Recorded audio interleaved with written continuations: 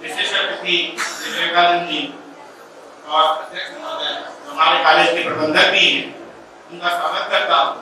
और प्रिय छात्र छात्राओं, आप सभी को प्यार। आज की इस संगोष्ठी के अवसर पर आप सभी के माध्यम से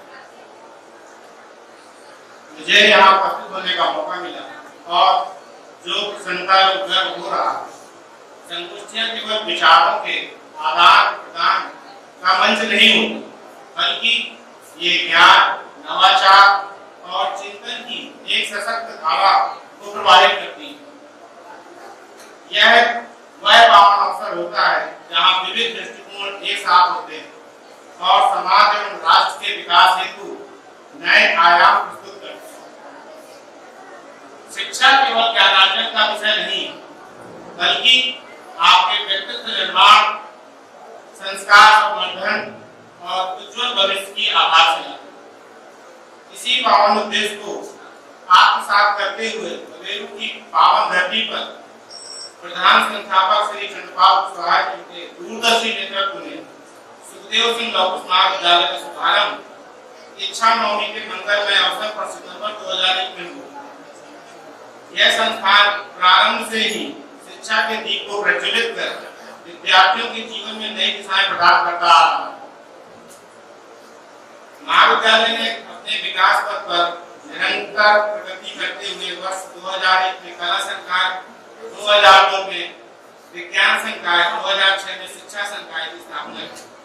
समय के साथ साथ आधुनिक आवश्यकताओं को ध्यान में रखते हुए 2013-14 में पीटीसी, 2016 में बीकॉम तथा स्नातकोत्तर स्तर पर एमए एवं एमएससी की कक्षाओं का संचालन प्रारंभ किया गया। यह सतत विस्तार इस तथ्य का प्रमाण है कि संस्थान केवल वर्तमान ही नहीं बल्कि भविष्य की आवश्यकताओं को भी गंभीरता से समझता है। महाविद्यालय का विशाल और मनमोहक परिसर 21 बीघा भूमि में विस्तृत है, जो शिक्षा के अनुकूल शांत एवं प्रेरणादायक वातावरण प्रदान करता है। यहाँ सुसज्जित शिक्षण कक्ष, प्रशासनिक भवन, विभिन्न संकायों के भवन, शिक्षक शिक्षण संस्थान, कंप्यूटर केंद्र, आधुनिक प्रयोगशालाएं, समृद्ध पुस्तकालय एवं वाचनालय विद्यार्थियों को ज्ञानार्जन के लिए समुचित साधन उपलब्ध कराते हैं। यहाँ उच्च कोटि के प्राध्यापक जो विद्यार्थियों की जिज्ञासाओं का समाधान करते हैं और वो सदैव इस विषय में तत्पर रहते हैं कि उन्हें उत्कृष्टता की ओर प्रेरित करें।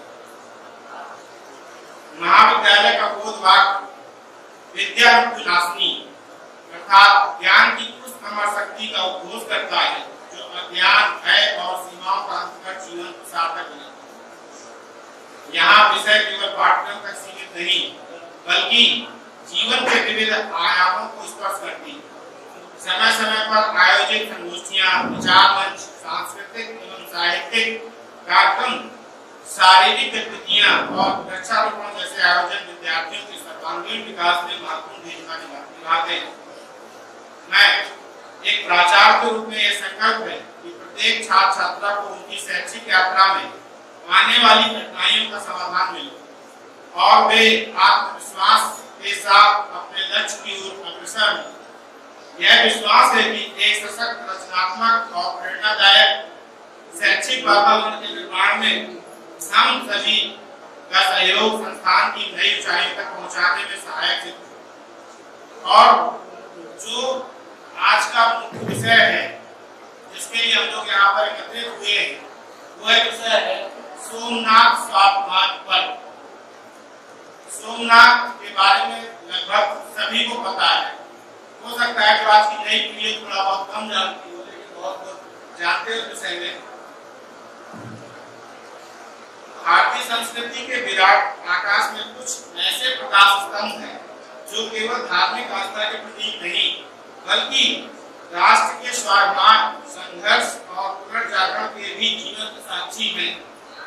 सोमनाथ ऐसा ही एक तीर्थ जहाँ श्रद्धा और इतिहास एक दूसरे में विलीन होकर आत्मगौरव की अद्भुत कथा कहते हैं। सोमनाथ स्वाभिमान पर उसी अविचल भावना का उत्सव है जो समय समय पर आक्रमणों, विघ्नों और विपत्तियों के बावजूद कभी बंद नहीं पड़ता। सोमनाथ का इतिहास केवल एक मंदिर का इतिहास नहीं बल्कि भारतीय अस्मिता की अमर गाथा है। अनेक बार विध्वंस और पुनर्निर्माण की प्रक्रिया से गुजरते हुए भी सोमनाथ की आत्मा अडिग रही। यह उस अदम्य विश्वास का प्रतीक है जो कहता है कि सत्य और श्रद्धा का कोई शक्ति स्थायी रूप से प्राप्त नहीं कर सकती। हर बार जब यह मंदिर पुनः खड़ा हुआ तब केवल पत्थरों का पुनर्निर्माण नहीं हुआ बल्कि राष्ट्र के आत्मविश्वास और स्वाभिमान का भी पुनर्जन्म। यह पर हमें स्मरण कराता है कि इतिहास के संघर्ष केवल अतीत की घटनाएं नहीं, वे वर्तमान और भविष्य के प्रेरणा के स्रोत। यह पर हमें अपनी जड़ों से जुड़े रहने, अपने सांस्कृतिक धरोहरों का सम्मान करने और विपरीत परिस्थितियों में भी दृढ़ रहने का संदेश देता है।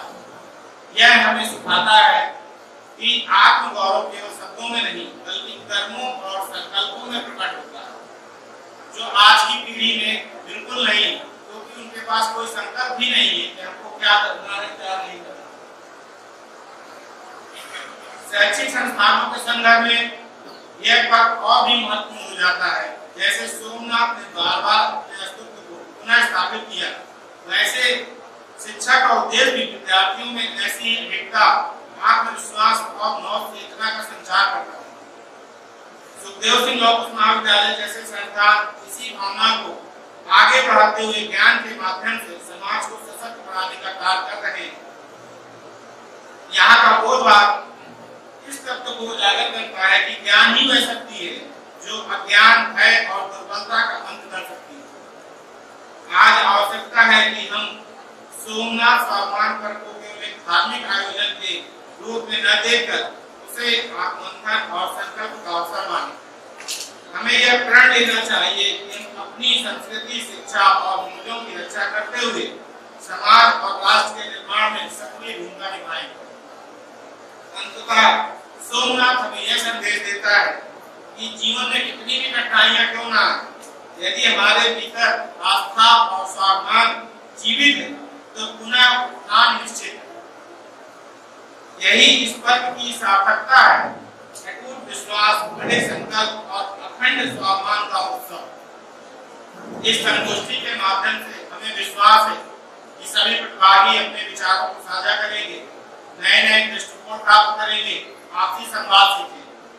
मैं विशेष रूप से हमारे आमंत्रित वक्ताओं तथा अतिथियों का आभार व्यक्त करता हूँ और यही कहना चाहूँगा कि इस संगोष्ठी के माध्यम से जो भी विचार, निष्कर्ष और सुझाव सामने आए वे न केवल हमारे व्यक्तिगत विकास में सहायक बल्कि समाज और राष्ट्र के उत्थान में भी महत्वपूर्ण योगदान है। इसी आशा के साथ मैं अपनी वाणी को विराम देता हूँ। धन्यवाद।